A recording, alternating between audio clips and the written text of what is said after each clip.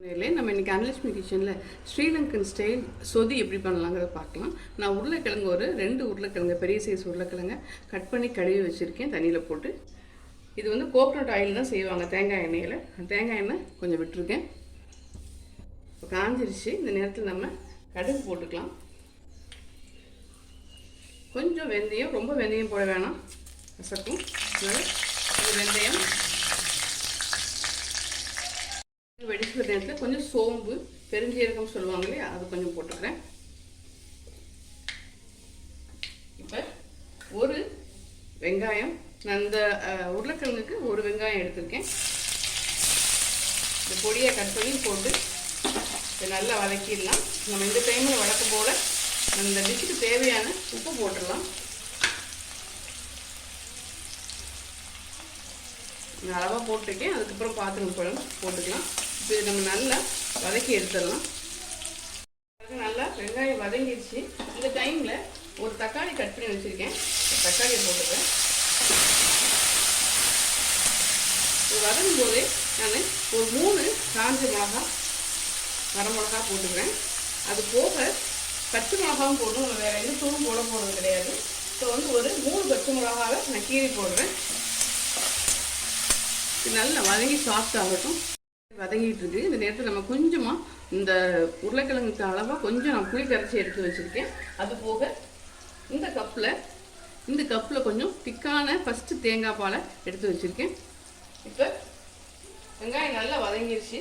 இந்த டைமில் நம்ம இந்த உருளைக்கிழங்கு போட்டுடலாம்.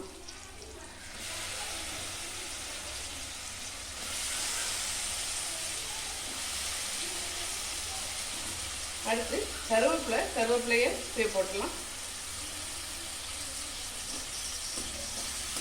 இது நல்லா வதங்கட்டும். இப்போ பார்த்தீங்கன்னா நான் வந்து இதில் மிளகு, சீரகம், பூண்டு பல் ஒரு 3 பல் நான் நல்லா மிக்சியில் ஒரு சுற்றி வச்சுருக்கேன். இடித்தாலும் ஓகே தான். அதை நான் இதில் போட்டுக்கிறேன். இப்போ நம்ம இந்த உருளைக்கிழங்கு வேகணும். நான் இந்த மிக்சியில் அரைச்சி ஊற்றின தண்ணி கொஞ்சம் வச்சுருக்கேன். அதை கொஞ்சம் ஃபஸ்ட்டு ஊற்றி இதை நல்லா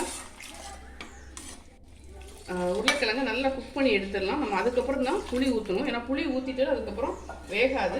இப்போ நம்ம இதை மூடி வச்சு குக் பண்ணலாம். அதுக்கு முன்னாடி கொஞ்சமாக இந்த டிஷ்ஷுக்கு தேவையான மஞ்சத்தூள் போட்டுடலாம். இப்போ நல்லா இது குக் ஆகட்டும். ஓப்பன் பண்ணி பார்க்கலாம். பாருங்கள், நல்லா இந்த உருளைக்கிழங்கை நீங்கள் தொட்டு பார்க்கலாம், சாஃப்ட் ஆகிட்டு. ஸோ குக் ஆகிடுச்சு. நம்ம இதுக்கப்புறம் புளி ஊற்றி கொதிக்க விட போகிறோம், தேங்காய் பால் ஊற்றி கொதிக்க விட போகிறோம். ஸோ இந்த டைமில் நம்ம இந்த கரைச்சி வச்சுருக்கிற புளியை ஊற்றிக்கலாம். பழைய புளினாலும் கொஞ்சம் டார்க்காக இருக்குது, வேறு ஒன்றும் இல்லை. இது நல்லா இப்போ கொதிச்சு இதோட பச்சை ஸ்மெல் போகட்டும். நம்ம கடைசியாக தேங்காய் பாலை ஊற்றிக்கலாம். இது வந்து ஆக்சுவலாக இடியாப்பம், ஆப்பம் அது மாதிரி டிஷ்ஷுக்கு செய்யக்கூடிய இது சைட் டிஷ்ஷு. ஸோ அதனால் அந்த கன்சிஸ்டன்சி வர அளவுக்கு நம்ம இதை குக் பண்ணி எடுத்துக்கலாம். ஓப்பன் பண்ணி பார்க்கலாம். பாருங்கள், நல்லா புளி ஸ்மெல் போயிடுச்சு, நல்லா கொதிக்குது. நீங்கள் இந்த டைமில் உப்பெல்லாம் செக் பண்ணிக்கோங்க. ஏன்னா தேங்காய் பால் ஊற்றிட்டு கொஞ்சம் நேரத்தில் நம்ம அதை ஆஃப் பண்ணிடுவோம். இப்போ நம்ம இது ஊற்றினா இன்னும் கரெக்டாக அந்த சைட் டிஷ்ஷுக்கு கரெக்டான கன்சிஸ்டன்சி வரும்.